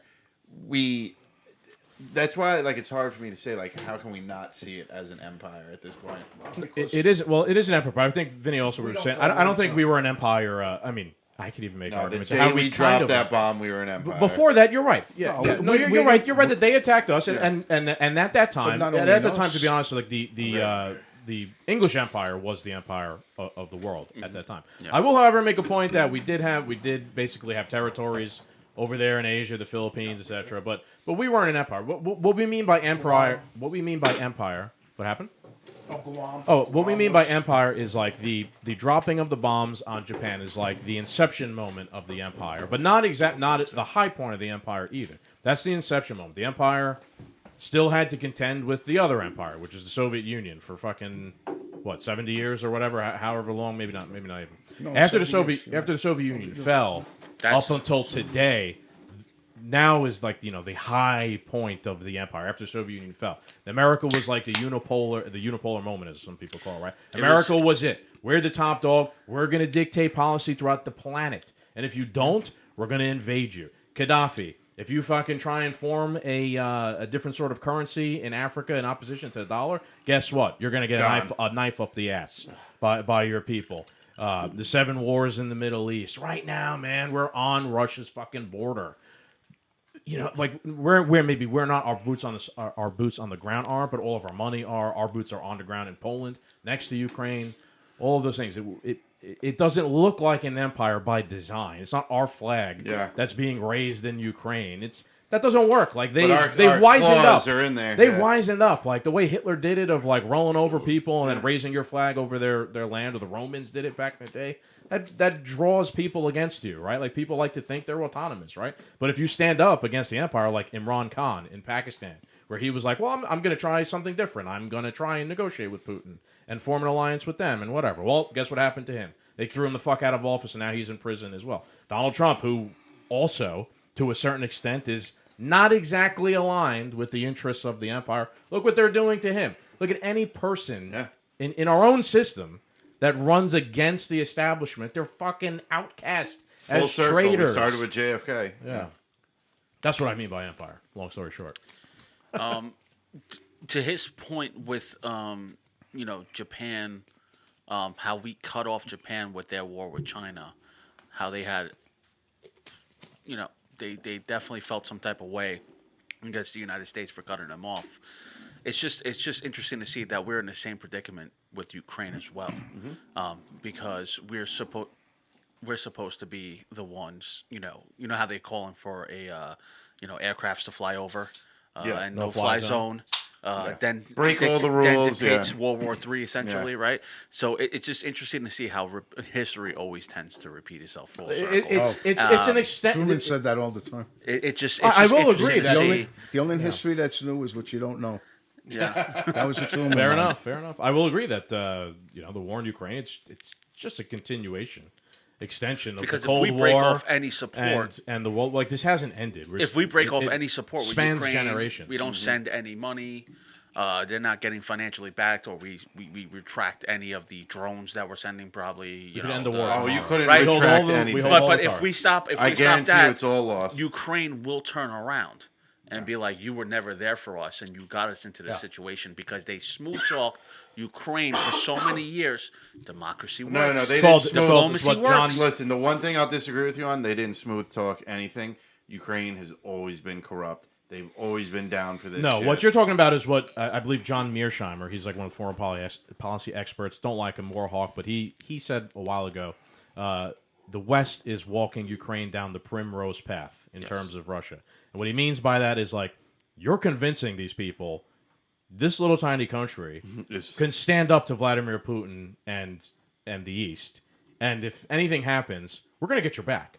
And we're going to come in, we're going to intervene for you, and we're going to fund you to the end of time, and this and that and whatever. And in all honesty, folks, I know they want to talk a fucking big game right now that we're going to. No, we are not. Right? Because it looks like people have common sense in America, and we're trending away from that. So, yes, there is a chance that the Ukrainians are going to be very angry at us in the future. The Azov battalion, I will say, those are going to be the terrorists of the future. Yeah. We'll be fighting against Ukraine in the future, probably, because of some That's what I'm saying. Nazi That's who we're terrorists. funding now. But Nazi, to the that's what point of Dave Smith's fucking podcast, right? It's a famous line from the beginning. It's like, you want to know who America's next enemy is? Look at who we're funding now. Yeah. That is exactly what's probably going to happen. You call it 20 years or something like that. Al Qaeda. What was Yeah, Al we, Qaeda? we helped them Yeah, against we helped them Russia. against the Soviets. We Yeah. backed them while they were against the Soviets, and sure enough, what happened? Yeah, We turned around. We turned our Well, back. they hate on us. America. They hate us because of our freedom. Yeah. That was another fucking lie. Yeah, the 9/11 just passed. You could literally read Osama bin Laden's declaration of war against the United States. He does not ever reference in one line of it, I don't like America because of blue jeans and freedom. His literal declaration, and this doesn't absolve him of anything. He's an evil fucking person, but they lie. The empire lies. Yeah. Right? They hate us because of our freedom. No, They hate us because they ain't us. Bin Laden put out like a 14-point plan of policies that he didn't like, and this is why I'm doing what I'm doing. And it was like, number one, you have bases in the Holy Land in Saudi Arabia. You should remove them. Number two, you're supporting the Israelis in genocide against the Palestinians. These are all like policy points of American foreign policy. Now, he does not ever say, well, I don't like you because in America you have freedom. Yeah. But that was sold to us at the time. No, the and it United was sold States- to us like that this way. Everyone will be behind. Fuck this. We got to go over there and take over the 7 countries we're going to launch. The United wars States in the next created 10 him. years. They To an created extent, him. that too. Yeah. Yeah, it's like the Boys. Remember the Boys? In the Boys when Homelander Yes. Yeah. was creating the terrorists Yep. himself. needed That a wasn't supervillain. that wasn't just like a good storyline. That was like The truth. what's the word, like an allegory maybe or Yeah. whatever. Like they were using that as like, well, this is actually what happens in real life, just symbolically now in the show we're going to do that. So let's wrap it up here on I want to get Vinny's thoughts on present day. I do. If you don't have any thoughts, no. Go ahead, I'll pass. You don't have any. I don't know. Have you not been paying attention to the war in Ukraine or anything like that? I mean, there's that's fine, but And not so much, not deeply. Sort of retreating from and going back instead of present. I think to a point. I don't know. It's such a web of. I don't know. oh, I agree with that. It's a web of fuckery. Do you feel maybe as you've gotten older, you've gotten tired of the bullshit, and it's like you're just disinterested in it, perhaps? Where do you get a straight line from? I mean, where do you get your news from? Where's the truth coming from? I mean, I don't know. So, I'm sort of in favor of them in Ukraine, backing them. I don't know if it's right or wrong. I really don't. I mean, Because what can you believe at this point everything anymore? is you're gonna get one side or the other side. That's what you're getting, views. I mean, I think it's terrible. We grew up somewhat. At least I did. Grew up somewhat with the news, where it was, it might have slanted a little bit one way or the other, but it was basically the news. I mean, give Oh us yeah, the they news, reported. I see. Yeah. That's then the where editorial. that's where I think you're wrong. Then give an editorial. Oh yeah. I see. That's where I think you're wrong, though. In all honesty, I think what's happened is, for years they had monopoly on what was truth, the news. The five news companies that were. How did you get your news back in the day? Then you read the newspaper, the New York Times, the newspaper, and or it was right. Now how do you get and, it? Right. and you get it any way you want. So if you were in with everyone, I'm like, truth was whatever you said it was at the time. Now, the internet has completely radically changed all of that. Where like the New York Times is a fucking joke now, right? Obviously, people are like, wow, see right through it. But the thing is, they've always been a joke. Right, they have, just people didn't realize at the time because there was no other show in town. The other show in town was CBS, who was saying the exact same thing. People, so it must be true because 5 places are all saying the exact same thing. Now you have 10,000 different people, and some of them are way more fucking credible than me and you, like a Glenn Greenwald, for example, and renowned journalist, and he's out there saying the complete opposite thing that CNN is saying. Okay, so you're right. They're giving you from one side. I mean, you're getting one side with them. You're getting one side with Fox. I was saying the internet has given us like the ability to combat that. To now you should Well, you who do should you believe there? I mean, it's You should- recorded. Well, What do you want to hear? true. But I you mean, you could disseminate I- a little I bit better know. on the internet. Like, so the whole idea of a podcast is like a long form conversation. You gain more from a long form conversation than having some paid bureaucrat show up on CNN and give the agenda tagline for 2 minutes to make a 1 minute clip. And that's what is said. That is done. Whereas this, you sit down with Trump, you sit down with the potential president for the next Venezuelan president. You get this Argentina, sorry. You get this long conversation where you learn more instead of this directed 3-minute conversation. and that remember sounds we did this. You've mentioned this before a couple times, but you remember we did this segment a long time ago. Now it's been this podcast for 3 years, where we rattled off 15, 20 people who work for like CNN, MSNBC, Fox, like former FBI, former CIA, NSA. former head of CNN, former head of CIA, former head of NSA, and they're all like contributors on those channels. Yeah, like security beholders. They work for the press, and they're there they're doing the same shit now. They've been doing the same shit for fucking the past forever. It's just now we have a tool. I know people don't like social media sometimes because it makes people mad and angry and things like that. But yeah, it's a double-edged sword. If it wasn't for these things, we wouldn't know that the New York Times has been fucking lying for the past 100 years about a majority of things. So. No, yeah, that's right. I mean, so when it comes to what do you know, like I'm not going to sit here and tell you like this is absolute truth. I think what a lot of people have learned is like you should try and form your own opinion by listening to various different opposing people, beliefs. Like you should actually, I listen sometimes to what CNN has to say. I laugh. I then listen to someone else, and then I make up my mind that way. I'm gonna go off a whim here, but I'm gonna say back in the 60s and 70s, there were some morals behind journalism. Maybe even Investigative less. journalism. Maybe even because less. if it wasn't for investigative journalism, the Post would have never posted an article exposing the McNamara papers, exposing the government, saying that we're winning Vietnam. But you gotta essentially, at the end of the day, we weren't winning Right, Vietnam. but okay, so you bring up the Post. The Post is now mainstream media. Now, I'm Back saying- then it was counterculture. Okay, so I'll agree with you that There were some outlets, I would say. Not all of them. Well, that was the collectively. internet back then. Also, too, during Vietnam, they had to change the rules for media. In Vietnam, the reporters were front line with the soldiers.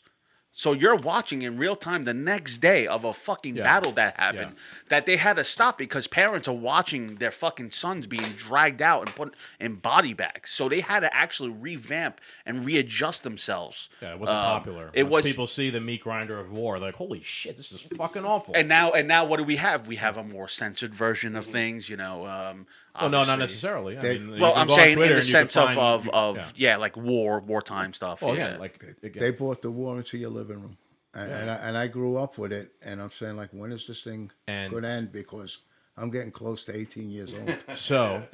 But I was very lucky. Now keep this. So keep that this- guy- that let's- must have been let's- really let's scary. keep this in mind. Go back to what I was saying before. Yeah. Once they brought the war into your living room, the individual were like, "Holy shit, this is fucking awful. We shouldn't do this." But when the state has total control of everything, they don't give a fuck. They'll do it. They don't care. But once an individual, like an Elon Musk or some random family in your living room, look, I've seen on Twitter the videos of Ukrainian soldiers or Russian soldiers, right? Like the drones, and they'll have like it's like you're good at the claw machine, Cat. Yeah. They literally have like claw machines on the drones, and they'll fly a little tiny drone over a guy in a foxhole, drop a grenade, and blow him to smithereens. There was this 11-minute video of Ukrainian soldiers who got stuck in a minefield. It was one of the most difficult things I've ever watched in my life. It was 11 minutes of them inching their way, trying to get out of there, and they didn't know which way to go. And like one guy would go like 1 centimeter to the left, boom, he loses an arm. Another guy goes this way, he loses. They're trying to back up an APC so they could like just crawl onto it to get the fuck out of there. Terrible. But you only see that now because of social media. Like CNN ain't playing that shit, MSNBC ain't playing it, Fox ain't playing it. Why? Because if they did, people are like, holy fuck. Perhaps I don't want to support Perhaps this we anymore. should It's fucking not a force game. a peace between these people because this is crazy. And this is the first war. I mean, compared to Afghanistan and Iraq, this is the first war you're watching, literally firsthand, of what war is really like. I've is seen different- this is videos. different than- I've seen videos of like trench warfare where a guy just takes out a guy right in front of him, and you just see the body. Yeah, Just, well, they were in trench warfare essentially. No, that's what yeah, it is that's now. what it is. Yeah, They're dug in, yeah. but this guy takes him out, and you can see him just off his life. And this is right here, and you're like, oh, what the fuck is this? But it's, as much as, I don't like watching those things. Oh, neither do I. But Yeah, they're awful. there on Twitter. I mean, you'll be fucking in your newsfeed, and all of a sudden you're watching to guys. be honest, they don't like. But I feel like Twitter doesn't really promote that. Like you have to go look for it. Like even on Twitter, like you can. I've seen some shit on Twitter, bro, where It depends it's on the like, I'm like, algorithm. I don't I- even watch. I'm a fucking gaming nerd. I want to talk shit about Call of Duty. I don't want to watch any of this. And you're watching guys getting offed right there, and it's just like, shit, what the fuck? Yeah. But war is fucking hell. War's hell. Why? Why are we supporting this? And this goes to Because the you can whole- make money. Yeah, but Also, we have to advance the empire, right? Like we're not satisfied. how do you change that? Can I ask you how in your let's both of you? How do you change that mentality? Does it have to come to public shame of those companies, Top-down or those destruction. people who are just like, you know what? Let's sell as much ammunition, as much weaponry we can to Ukraine or any other country. At the end of the For day, profit. though, regardless you're a country, you need to have some ammunition, some military force. You just need it. But a total Selling, destruction. How do you Selling how do you end the Yeah. military-industrial Yeah, complex? total Essentially. destruction. A populist movement is the only way. I know you're going to say top down or whatever, and I'm in all of the above strategies sort of Okay. person, right? So I think you should try everything, right? I think you should try voting for Trump, perhaps, and maybe he'll do it. You should try what the Mises Caucus is doing, is replacing local leaders with people who are libertarians, who value freedom. You should try everything, but I think honestly the only way is like a populist movement of a lot of people who are like, this is fucked up, and we should not do this anymore. And if you could get the majority of people who think that, you could then somehow affect what's actually happening, in terms of that. Is that what happened with Vietnam? Isn't that what happened? What do you think? A pressure- populist movement ended it? I do, yeah. Yeah. Oh, Yes. yeah. Yes. College That's Oh, no, that's a great point. Brinkley, That's a great point. Brinkley, Yes, that's a great Brinkley, point. Or it might have been, let me see. It was either Brinkley. See, now I'm getting tongue tied. He ended it. He basically ended the war by saying it was, we were back to Yeah, marijuana. police. Yeah. That is a great point. Also, you could tie. There was a lot of upheaval at the time, civil rights movement, And it was very populist. confusing. With me, I didn't know. You know, we were sort of flag wavers. Yes, And that's look, that's and- what you were and- bred to be. Yeah, And then And you were like I confused said, because I at the was time, just a little bit younger. It was I had a good number. My number was which I'll always remember, 345. Because I don't know if you guys are familiar, but what they did was they wanted people to know where they were at. So what they did was they had like a ping pong. Yeah. So The we numbers, yeah. right. a lottery machine. yeah. Yeah, Lottery machine, except for the 1960s one. When it went round, it was like bingo. And they pulled out, so they went January 1st, and they pulled out a number. January 2nd, I listened to it that night because I admit that I was pretty much more aware than I think most of my friends were. My number was 345, June 26th. So very few people went that year. I think 100, up to number 150. I ended up working with a guy that went, and he went to Vietnam, but he said it was over then. It was clerical. yeah. No, my father didn't get that. Now, He- your father's, how old is he? I know he's older than He's- 70. how old's Trump? 77 or 76? Ooh, he's much 77, older I than think. me, your dad. Yeah, Your dad's 77. Trump is 1 year to the day. I think Trump's 1 year 77. older. Was your dad drafted or volunteer? Drafted. He was drafted. He was drafted. Imagine, and this is what pisses me off. Imagine that it just relies on balls. Yeah, that's yeah, what. it's well, that a human Luck life. of the draw. Yeah. That a human well, it life was is winding just. down then. Yeah. Hey, Like that Well, was no, Sorry. my father Your saw father war. wasn't a lottery. You know, he saw warfare. He Yeah. burned down villages. Yeah. Yeah, no, they when your took dad prisoners. went- Yeah, when your dad went, Yeah. the draft was in. he spent 16 that was months. power of people. Yeah. So- They demanded. They wanted to know, Yes. where are we? We want to know where we are. And that was all from all classes too, because what I've researched was there was a lot of politicians that kids went over to as well, and they were like, "Hey, this is fucked up. We got to stop this." And they the congressmen were listening to their kids, or they were in college that knew people who were going because obviously they had friends in high And school. this year, 1971. Yeah. When I So was 18. going back to your question, I think a populist movement is key to stopping anything like that. You have historical precedent of how it did stop the war in Vietnam, but I want to make the point of like going back to the empire and the corporate press and how they're corrupt. Well, the populist movement that's happening in America right now, unfortunately, it's not the libertarian movement. It's the America MAGA. First, the MAGA movement, Yeah. right? What are they called? Racists, white nationalists, Nazis. This, right? Like you're demonized, right? Because the empire and the corporate press, they know It's they threatened. know Yeah. that a populist movement is a threat to the empire and to their world order that they have going on right now. I do think that if that populist movements are critical, but I do think there should be some sort of ideology behind the populist movement. That's why I think like we need a libertarian populist movement, not just a I like Trump and I hope he does the right thing movement. Because there's some danger in that too, because he didn't do great the first time, in my opinion. I'm more radical than even he is. I like this, why I sent to you before, Javier Milei, right, in Argentina. He's leading a populist movement in Argentina of libertarianism. However, the downside is that it took 100 years of them suffering to death for people to be like, that's right, finally, we need an anarcho-capitalist president after 100 years of suffering. It was definitely a great perspective to watch this guy talk about a different type of. I gotta watch this. Yeah, it's very interesting because he does break down his version of what liberalism means, which is also what we don't do. Our liberalism is completely different from Well, what you don't get a say in what It was a liberalism great. is. It was a Javier Milei. No, and in, what was in his Argentina. liberalism?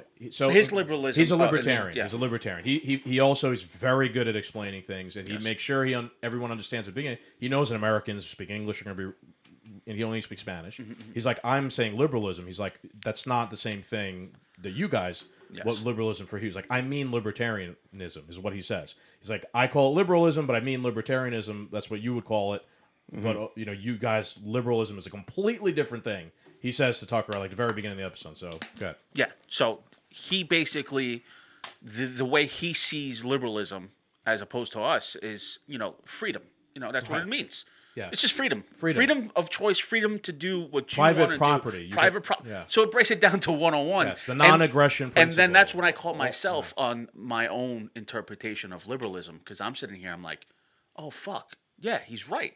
That's what liberalism is. Liberalism here is more of how much can we keep going and depend on the government to get stuff done, and it's the opposite. So libertarianism does take its root. The word does take its roots from liberalism and classical liberalism. The thing is that those things mean, like Javier Milei says, completely, totally different things. Hence the different words to describe I also it. loved. I mean, he was calling out a lot of people on like bullshit. How about the Pope, dude? How about That his, was yeah. brutal. Jim, did you watch that, Jim? Oh, you should watch it, bro. Can we play You it should here? watch it too. No, we can't watch it. What's It's that? an hour long. We can't watch it. What? Okay. You should watch the interview. Tucker Carlson interviewed Javier Milei in Argentina. It was a very interesting interview. Basically called the Pope a I don't know what communist. you're saying. Yeah. So it was an I'll send it to interview. you. So this guy called is the a Pope a candidate. communist? Yeah. It makes This is great points as to why he is. Yeah. Why did he say? So basically, he's a candidate for Argentina, and it looks like he will win to become president of the Argentinians. But he's a libertarian, so it's a different system than what they're used to, which is socialist country that they're dealing with hyperinflation. It's a complete So- opposite. yeah, The antithesis of socialism. So now when you have hyperinflation and people who have been struggling for so many years, now it's time where he's just like, no, the people now will decide freedom of choice and all this stuff. he's going.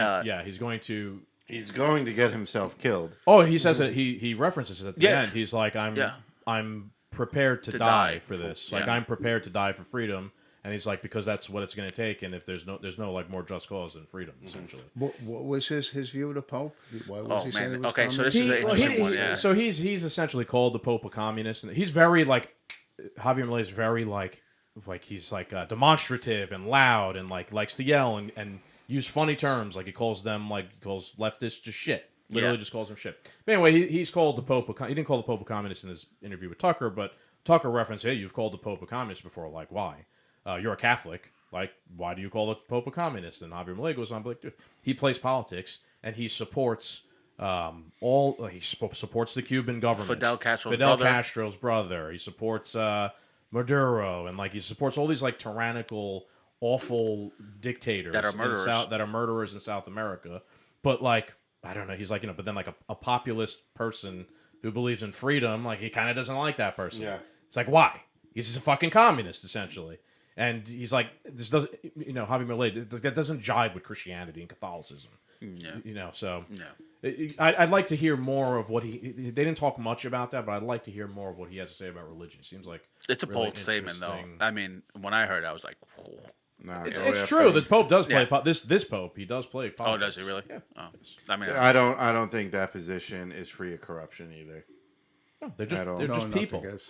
I mean, Yeah, he's a person. nothing is. As Yeah, there's nothing Catholic off as I limits. am, and I lead more to that than to what's going on in the world. I'm sort of burying myself in it, but it's humans and humans.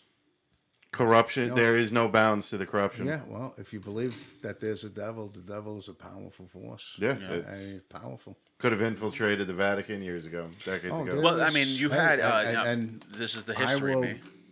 still Catholic. I'm Catholic to the bone, and I could tell you corruption in there, but it's the banks and everything. I read a great book on that, God's Banker. They took their eye off of the ball. It was during Pope John Paul, and as much as I love him, he was not looking at that. Now, he was fighting communism at the time, and that's where his eye was. But they got off of the off of looking at what was going at the bank. You know, it was a mom and pop bank where they make their little profit and all, and they had a priest come in who was very good with money. He made a ton of money for them, and there was a lot of corruption tied with mafia all over the place. This is God's during, Bank. It's a great book. If you don't like being Catholic, it's really great. If you are Catholic, then you could withstand it. I withstood the book for sure. A very, very interesting time in Italy when Italy was very close to communism. I mean, the Pope fought. I mean, he was probably one of the biggest factors to put down communism. Him, Reagan, and England. Oh wow! So Italy at one point was leaning towards This was communism. the Cold War, the Cold War years. Oh, yeah. Oh, so even did Russia recently. have like an influence on that, or? Russia had, the communist ideology, the Russian Well, the Soviet Marxists, Union. Oh, I didn't know were that. much more Yeah, prevalent. half in of Russia. half of Italy is Russian. I mean, half it's communist. Really? It's not as maybe Look, defined. you're also probably thinking of the world the it's way it not. is today, where we've pushed NATO to Russia's border. Before, Russia and the Warsaw Pact, the Soviet Union, was split down the middle in Germany, which is right next to Italy. Right, like now, we're over there threatening them. Oh, which, so they had which a is my whole big crux of like, influence, hey, let's back off. No they used to shit. be all the way over here. We push them all the way back over there. Take it easy. Let's didn't try know that. diplomacy of peace. But before, yes, they were right there. Europe was split in half essentially between So communists. they were on and- the precipice of actually being a communist. Oh, and state. Italy, It was it was ideological battle to some I extent. didn't know it was actually the South that Southern Italy. That were more communist. that weren't that saved Italy from being totally communist, actually, which ties into the mafia. It's so corrupt. I mean, I can see that. So corrupt. I can see that happening. But Jess, you remember? You seen that movie, El Divo? Proximity probably has something to do with it too. The northern Italians were closer to the Warsaw Pact that's true, too. countries Region, than the southerners were. Like you have to physically travel further to meet an actual commie from Eastern Europe or something. But down to the Pope playing politics. I mean, it even goes down to centuries from the Borgias, the family of the Borgias, where It's a whole nother podcast. Then we'll have to have another one Yeah, about this no, is but I'm way- saying no. notorious. It's the Pope was a fucking criminal crime figure. He was notorious. Yeah, notorious. And then you have the Crusades as well, which is also another form of Well, it was. it's just crazy, Wrap it up in a minute. Yeah, I want to smoke these cigars. Yeah.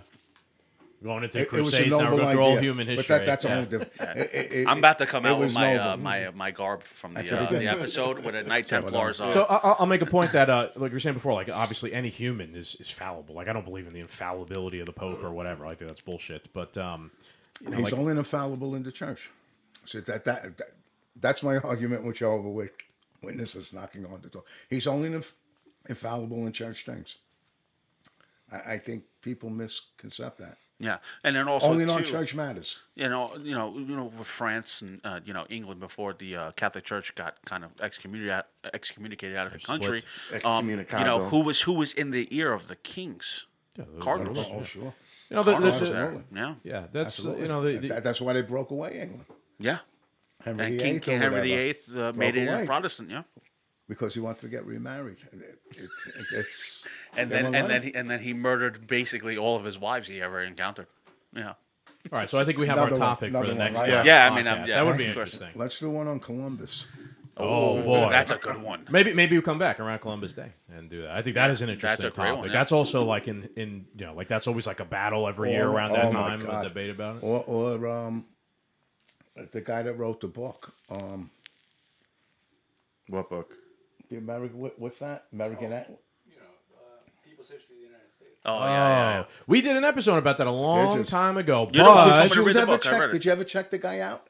Check him out. yes, Okay. years It's a later. phony. Okay, so It's a phony. yes, Oh, yeah? years later, yes, I have, yes. So like at the time, yes, sounded great and everything, but I have learned years later that a lot of that was really embellishment, and he really was a fucking Marxist at the end of Oh, the day. there was no So doubt about it. it's what's No interesting doubt is about like it. that's also a testament to how powerful like critical race theory and like this undercover Marxism really can be.